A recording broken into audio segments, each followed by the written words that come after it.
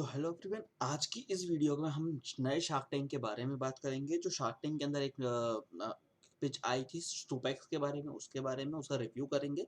अगर आप ऐसे रिव्यूज देखना चाहते हैं हर शार्क टैंक के एक एक छोटे छोटे नोट के हर एक चीज़ के बारे में जानना चाहते हैं तो इस चैनल को सब्सक्राइब करके रखो, क्योंकि हम सारे के सारे 100 वीडियोस इसके ऊपर लेके आएंगे। हर एक का रिव्यू होगा, हर एक टर्म के बारे में बात की जाएगी, ठीक है ना। और जल्दी जल्दी इसको रिव्यू करेंगे ताकि आपको बहुत ईजिली समझ में आ जाए। सुपेक्स की मैंने वेबसाइट देखी, काफ़ी ऑसम थी, काफ़ी सही काम कर रही थी।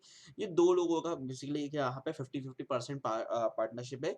उत्तम एंड प्रियंक करके दो लोग हैं इनका, जिनका ये सुपेक्स है, ठीक है। सुपेक्स के बारे में हम बात करते हैं तो सुपेक्स ने यहाँ पर एक बेसिकली अगेंस्ट एक फूड के रिगार्डिंग अगेंस्ट में एक मील को तैयार करा है, जो कि सूप और सूप से रिलेटेड हेल्दी चीज़ों के बारे में रहेगा, ठीक है। यहाँ पे इनकी पिच के अंदर जो बातें आई थी वो यही थी कि यहाँ पे कोई प्रिजर्वेटिव यूज़ नहीं होते हैं, कैलोरीज कम है, इस तरीके की सारे फूड रिलेटेड, ठीक है ना।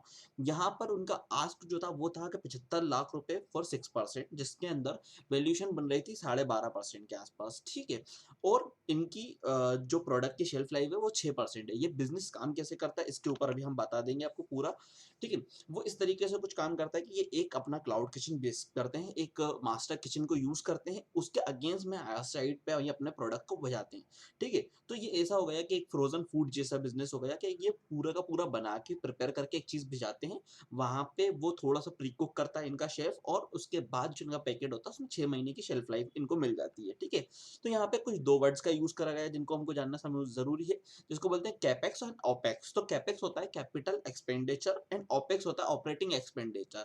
इसको आप समझ सकते हो कि कैपेक्स मतलब क्या, हमारा कितना कैपिटल यूज हो रहा है, और ऑपरेटिंग एक्सपेंडिचर मतलब कितना ऑपरेट करने में पैसा लग रहा है, ठीक है ना। तो इसको आप डिटेल में हिंदी के अंदर यूज करोगे तो आपको समझ में आ जाएगा। दूसरी चीज़ यहाँ पे पूरी इनकी पिच के अंदर जो गलतियाँ निकल के आई थी वो क्या हुई थी मैं आपको बताता हूँ। कि यहाँ पर जब इनने पिच करा तो इनका प्रोडक्ट क्या है, सूप है, ठीक है ना। सूप क्या है का न्यूट्रिशन वैल्यू का मतलब एक हेल्दी सूप है। और जब शार्क्स ने पूछा कि इसमें वैल्यूज क्या यूज हो रही हैं, किस तरीके का क्या कंटेंट इसमें यूज हुआ है, तो ये लोग नहीं बता पाए, क्योंकि ये बिजनेस की ये कर रहे हैं बिजनेस, इनको फूड के बारे में नॉलेज नहीं है। वो सारा का सारा इनका शेफ या स्टाफ संभालता है, तो उस कंडीशन की वजह से थोड़ा सा पिच डाउन हो गई थी इनकी। अगर आप देखोगे तो आपको बहुत ईजिली समझ में आ जाएगा, मगर ये यहाँ तक मेरे को देख के लगा था कि यार अब ये इनको फंडिंग नहीं मिलेगी, क्योंकि बेसिकली ये बात करने में अच्छे हैं मगर बहुत ज़्यादा बड़ा वैल्यूज़ नहीं था बिजनेस का, और साथ ही साथ में ये फंबल बहुत हो रहे थे कहीं ना कहीं जगहों पे, और अपने प्रोडक्ट के बारे में नॉलेज नहीं थी। क्योंकि इंसान बिजनेस करने जा रहा है, पिच करने जा रहा है, तो इसको देख के ज़रूर सीखना चाहिए कि भाई अपने प्रोडक्ट के बारे में तो ए टू जेड नॉलेज होनी चाहिए, क्योंकि वो शार्क्स हैं। शार्क के साथ सबसे बड़ी बात है उनको बिजनेस कर रहे हैं तो उनको काफ़ी सारी चीज़ों का नॉलेज है, ठीक है ना। तो जब यहाँ पे पूछा गया फिर कि पास की सेल के बारे में बताओ, तो इनकी 6 लाख 7 लाख 8 लाख ये अप्रॉक्स पर मंथ की सेल है।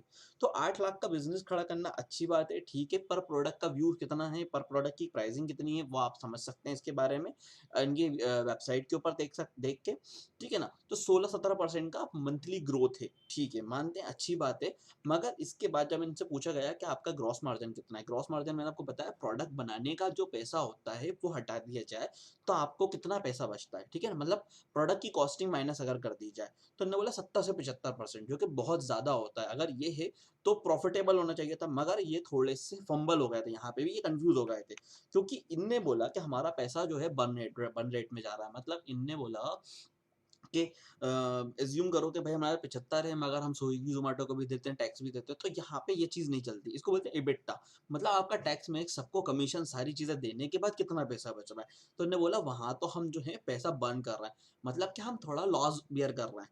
अगर हम 8 लाख रुपए का बिजनेस करते तो 1 लाख रुपए हम बर्न रेट पे जा रहे हैं, बर्न रेट, ठीक है ना। ये आपको पिछली वीडियोज में हमने क्लियर करा, अभी भी मैं आपको बता ही दिया, ठीक है। तो उसके अंदर यहाँ पर जब बात हुई तो उनको पता चला कि भाई आप क्या बिजनेस किस तरीके से चला रहे हो, कि जो बर्न रेट भी जा रहा है, तो फिर सर्वाइव कैसे कर रहे हो। फिर यहाँ पे बताया इन्हें कि हमने पिछली फंडिंग करी हुई है, तो मतलब कि पिछली फंडिंग उठाई है, उसका पैसा हमारे पास अभी है, और साथ में हम बिजनेस कर रहे हैं, मतलब कि कहीं ना कहीं, सॉरी बिजनेस बोल रहा हूँ, जॉब कर रहे हैं। तो जब ये चीज़ आती है ना कि कोई एक स्टार्टअप के अंदर कोई बंदा जॉब कर रहा होता है और साथ ही साथ में वो अपना स्टार्टअप चलाता है, तो उसको बोलते हैं मून लाइटनिंग।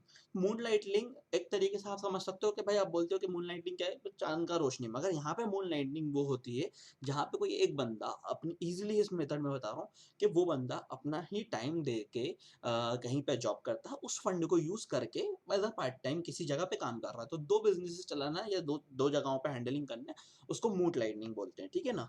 अब यहाँ पर आखिरी में जब इनसे क्वेश्चनिंग हुई, क्योंकि अब मेरे को भी नहीं लगा था और किसी को नहीं लगा था कि ये सिनेरियो आएगा, कि इनको फंडिंग मिलेगी, ठीक है ना? तो उस कंडीशन में इनका बताया कि 75, 80, 85% स्विगी एंड ज़ोमैटो से ऑर्डर आता है। तो क्लाउड किचन का बिज़नेस कितना बड़ा है ये आप समझ सकते हो। साथ ही साथ में इनके पास कोवर्किंग और साइड साइड से 15% का स्टेक आता है, ठीक है? और यहाँ पर आया नोट, कि नोट क्या यूज़ होता है, मतलब नोट किसे बोलते हैं? नोट क्या होता है, जब आप कोई ऐसे बिज़नेस में काम करते हो जो कि बेसिकली क्लाउड किचन के रिगार्डिंग है, किचन के रिगार्डिंग है।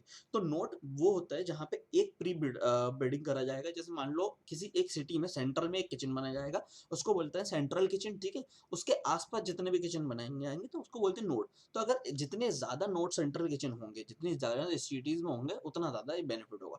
तो इनने सिस्टमैटिक बताया कि हाँ, हमारे लोग इस तरीके से कर सकते हैं और ये चीज़ के कर कम हो सकते हैं। तो विनीता ने यहाँ पे इंटरेस्ट दिखाया इसके अंदर, जो कि मुझे लगा नहीं था कि यहाँ पे इंटरेस्टेड होगा कोई, पर वैल्यूएशन काफ़ी ज़्यादा हाई रखी।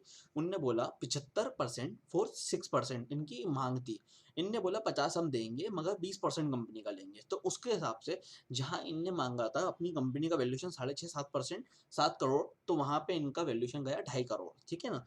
इनने 2-4 मिनट लिए, इन्होंने बोला कि साहब सिर्फ़ मुझे थोड़ा-सा टाइम दो, क्योंकि हमने करना क्या है? ये क्या करना चाह रहा है, ये इनने जो पहली वैल्यूएशन उठाई थी, अगर वो इधर थी, तो ये दूसरी भी उसी लेवल पे जा सकते हैं, इसको नीचे नहीं कर सकते। क्योंकि क्या होगा, जिसने पहला पैसा डाला उसका पैसे की वैल्यू गिर जाएगी, ठीक है ना? तो इनने भी वही चीज़ करी, जो इनने पहला जो इनका मार्जिन था उससे 2% गिरा के, ज़रा मैं कैलकुलेशन करा, इस चीज़ में मैं माहिर हूँ, मानना पड़ेगा कि ये बंदे माहिर हैं, कि इनने 20 की जगह 18% में क्लोज़ डील करने का एक क्लोज़ ऑफर दिया और वहाँ पे विनीता मान गई। तो ये क्लोज़ हुई यहाँ पे डील।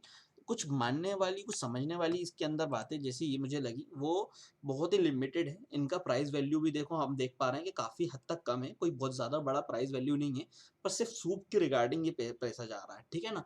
तो अगर आपकी सिटी में हो तो आप इसको ट्राई करो सोपेक्स को। अभी मेरी सिटी में नहीं है, मैंने देखा था, और जहाँ तक मैं समझ पा रहा हूँ इस बिज़नेस को बहुत ज़्यादा न कोई क्रिशियल बिज़नेस नहीं है। मतलब अगर कोई भी बंदा करना चाहे ना, थोड़ी पैकेजिंग चीज़ें अच्छी हैं, हेल्दी इस डिमांड के अंदर हर सिटी में कहीं न कहीं कोई न कोई तो है। इनको अब आगे चल के फ्यूचर में देखते हैं कितने बड़े हो पाते हैं और किस तरीके से जाता है। तो ये सिंपल सा मेथड था। अगर इसके बारे में कोई डाउट है या किसी भी चीज़ में, तो आप कमेंट करो। हम ऐसे हर एक एंटरप्रेन्योर के ऊपर वीडियोज़ बनाएँगे। मिलते हैं नेक्स्ट वीडियो में। Thank you so much.